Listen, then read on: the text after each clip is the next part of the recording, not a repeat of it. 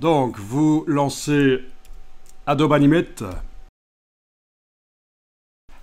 On peut l'utiliser de manière simple, mais il a beaucoup évolué. Au départ, ça s'appelait Edge Animate.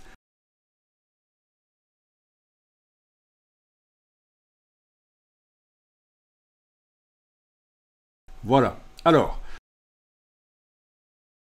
j'ai été modifié dans mes réglages moniteur, la résolution de mon moniteur, parce que j'étais en 4K, 3840, 2160, oui. Et l'interface, c'était trop petit. Donc, vous créez un nouveau fichier. Bien sûr, à la fin, vous allez animer votre logo, mais dans un premier temps, on va faire quelques tests. Donc, nouveau document Animate. Bon, c'est pas parce que mon moniteur n'est pas en 4K ou en HD que je peux pas faire un document HD. Il n'y a pas de problème. Je vais faire un document HD.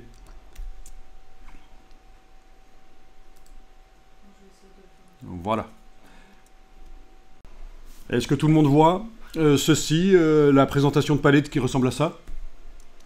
Donc dans le menu fenêtre, fenêtre, espace de travail, nous sommes en espace de travail standard. Et il y a possibilité de réinitialiser standard. Je vais le faire ici pour être certain que je suis là avec le même espace de travail que vous. Ben oui, c'était ça, voilà. Bien. Alors, pour visualiser l'entièreté du canevas, donc c'est-à-dire le plan de travail que j'ai choisi en format HD, ici, je peux aller à cet endroit-ci et demander ajuster à la fenêtre. Voilà, on voit les bords.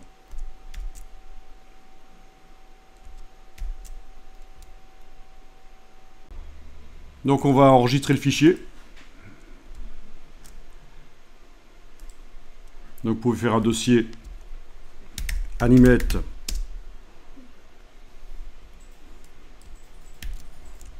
dans vos dossiers personnels, un dossier qui s'appelle Animate par exemple. Voilà.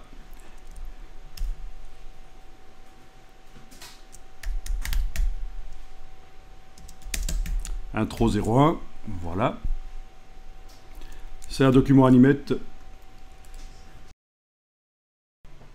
Vous avez ici la timeline avec le curseur qui pour l'instant ne veut pas bouger parce qu'il n'y a pas de contenu animé. Vous avez un calque, possibilité de masquer le contenu, mais comme il n'y a pas de contenu pour l'instant, ça ne sert à rien. Possibilité de verrouiller. Voilà.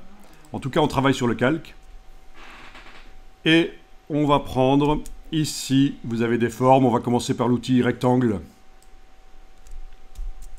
Et vous allez tracer, à peu près à cet endroit-là, un carré en enfonçant la touche Shift. Ne le faites pas trop grand, à peu près cette taille-là. Donc il n'y a pas de taille imposée, je ne vous dis pas comment le faire au niveau de la taille, mais vous voyez à peu près visuellement, ça doit avoir à peu près cette taille-là.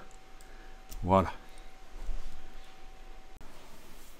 Donc, vous allez le sélectionner avec la flèche noire. Bien, vous allez faire une copie en enfonçant la touche Alt, et j'ai enfoncé Shift en même temps. Ben, c'est comme d'habitude. Maintenant, uniquement Shift, je le déplace parfaitement en vertical. Voilà, on peut en faire un troisième, donc avec la touche Alt enfoncée et Shift. Ceci dit, il n'y a même pas besoin de Shift parce qu'il y a les repères qui sont enclenchés, qui alignent bien. On va régulièrement enregistrer parce que c'est très facile de foirer le fichier. Donc, moi, je vous conseille d'enregistrer régulièrement. Voilà, je viens d'enregistrer, je suis à la version 02.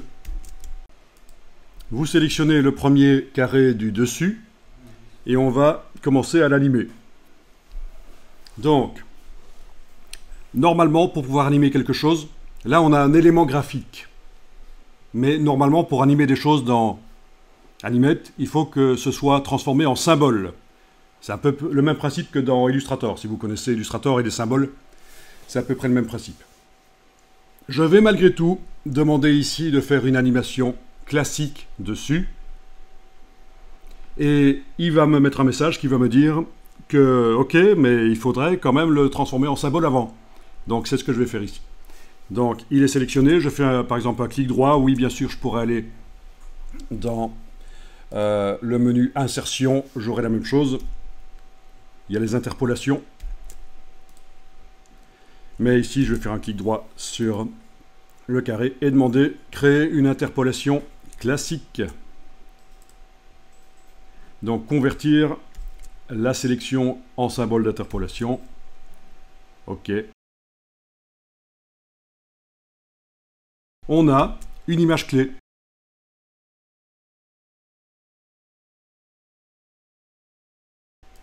Pour les besoins de la démonstration, je vais enregistrer évidemment comme d'habitude assez souvent.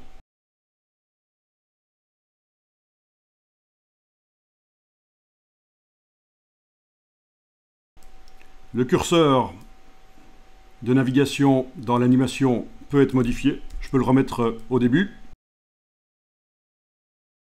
Alors là, vous voyez que le carré sur lequel j'ai mis une animation d'interpolation classique, il a été transféré automatiquement sur un calque, à part des deux autres carrés.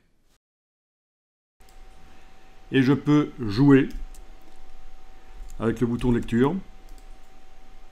Et on voit qu'il ne se passe rien.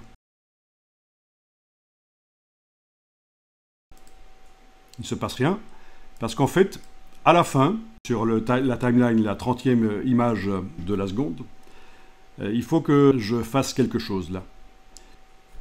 Donc vous avez votre curseur qui est là à l'image 30, sélectionnez votre carré.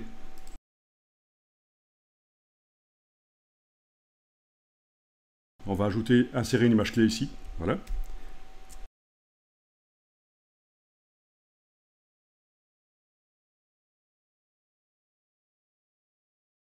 Donc, le carré du dessus, vous pouvez le déplacer vers la droite. Donc, au temps 30, il doit se trouver à cet endroit-là. Si je bouge le curseur ici, on voit qu'il va revenir progressivement à la position qu'il a au temps 1. Et si on fait la lecture, on voit qu'il se déplace. Voilà.